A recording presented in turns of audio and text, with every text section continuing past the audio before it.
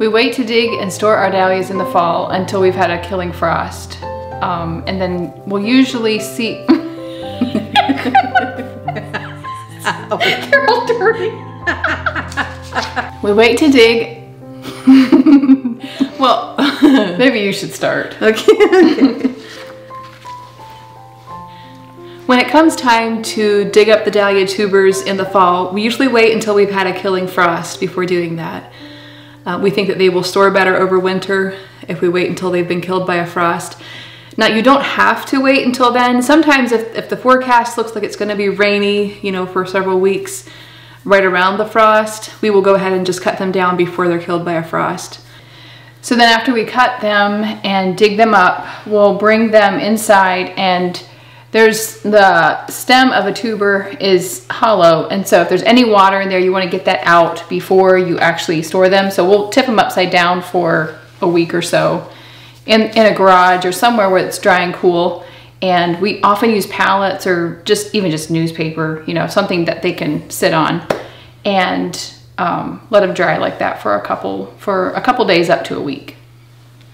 And we often get asked, you know, how do you store your dahlias over winter? You know, how do you have success? In our years of doing this, we've had mixed success. Right. But for the last couple, we've had pretty decent success. We've kept most of our tubers over winter.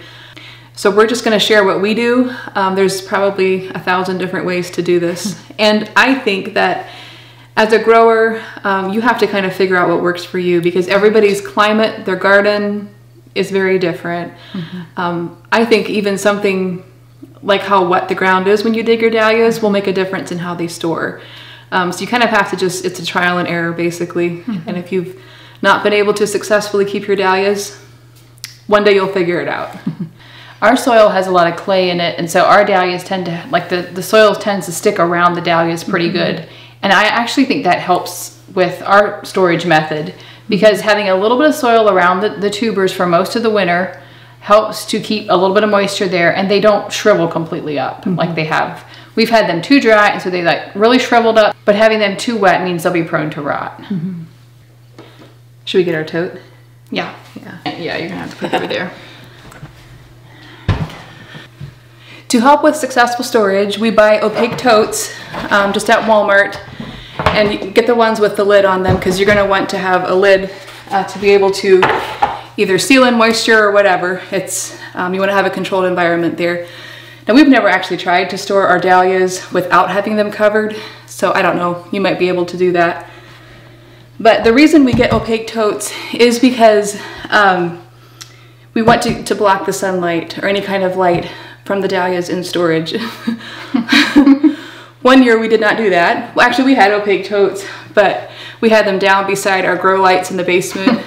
and one of our friends alerted us to this.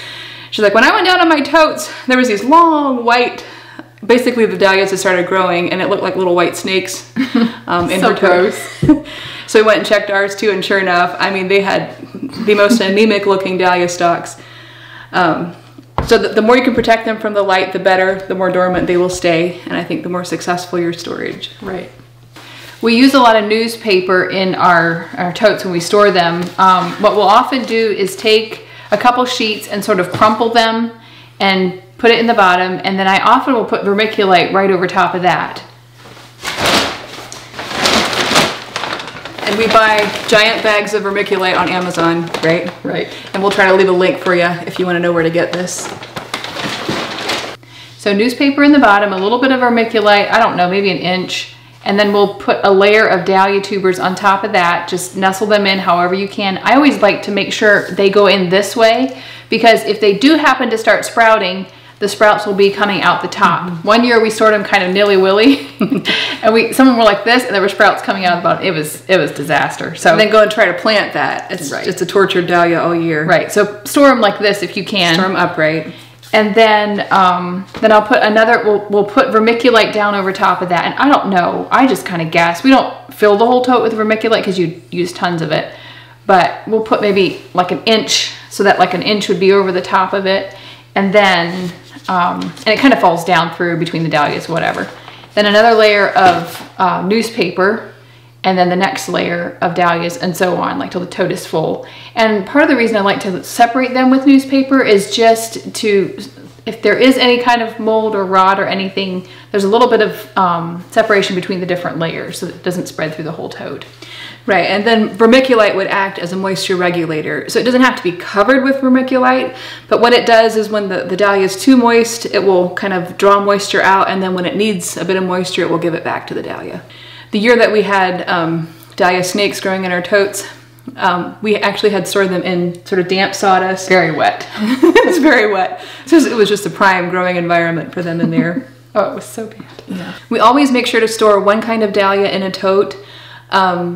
Or if we only have 1 or 2 clumps and we need the space, we'll make sure we clearly mark which is which. Mark them more than you think you'll need, because come spring you'll be glad you did. Right. And we'll also put a tag on the outside of the tote, just so you know what all's inside. Right. Because we tend to start ours at different times in the spring, and then it's nice to know which tote you're looking for if you've got it marked on the outside. And then we store our dahlias in an unheated garage. Well, we have the last couple of years. I think we're going to try to store them in the studio if it's cool enough, warm enough, right, temperature regulated enough.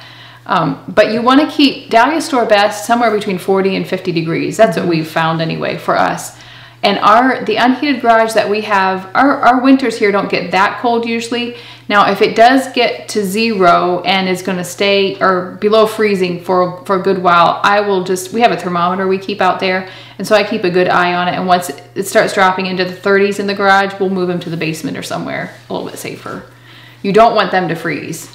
But if they are 50 or even 60, the 1 year we had those snakes, they grew so much in storage, I think they were too warm. Mm-hmm. And so you want to kind of keep them a little bit cooler to keep them dormant. Mm-hmm.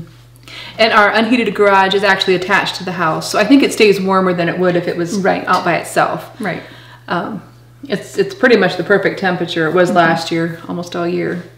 But definitely keep a thermometer with your dahlias. That way you can keep an eye on how cold or how hot they are. Sometime in the spring then, usually in March, we'll take all our dahlias out of storage and hose off the dirt that was left in the clump. And you have to be a little bit careful because they can break off, or you can wash the skin off if you hose them too hard. And then we'll take those and we'll cut them apart or leave them in clumps. We're going to try some experiments next year, I think. Yeah. We tried this year and didn't mark things very well, and we don't know what did what. We planted some clumps of dahlias, and I'm pretty sure those are the ones that produced the most flowers the earliest. But then we've read that the smaller the tuber you plant, the better the health of the plant and the more flowers it produces. So I don't know if anybody knows. We're going to try some experiments. Right. And then usually by then there's sprouts, or like the eyes are showing, and then it's a little bit easier for us anyway to divide it. You can divide in the fall. Some people do. They'll wash them and divide them in the fall. But I find it's just easier to see the sprouts in the spring. And then after we've divided those, we have small clear totes that we will put all the cut tubers in. And then if you expose them to light and warmth, they'll basically start sprouting for you. We do put a little vermiculite in there too. Right. Because when we rinse them off, they don't all get totally, we try to let them dry pretty good, but you don't want there to be too much moisture on the tuber when they're in their second storage. You don't want to lose them at that stage after you've done all that work. So a little vermiculite will help to keep those. And they kept very well. We had them. And it was so interesting because months. We didn't have room to pot them up, all of them. And I feel like the ones that sprouted in those little second storage containers, the sprouts turned green. And I almost feel like they did better than some of the ones that we potted up. Or just as good. Right. So we're thinking about not even potting any dahlias next year, just sprouting them. They had a good, usually 3-4 inches of a sprout, and then planting them right into the ground. Mm-hmm. So I think you do have to be a little bit careful then that you don't plant them at a super hot time, because those little green sprouts are very fragile, very tender. And so if you have any cloudy days, that'd be a good time to plant them then. Mm-hmm. Right, for a little bit of shade. So we haven't done this for more than 4 years, so it's all conjecture at this point. It might work or it might not, but we'll take you along for the ride. You can learn from our mistakes and our successes. And our successes.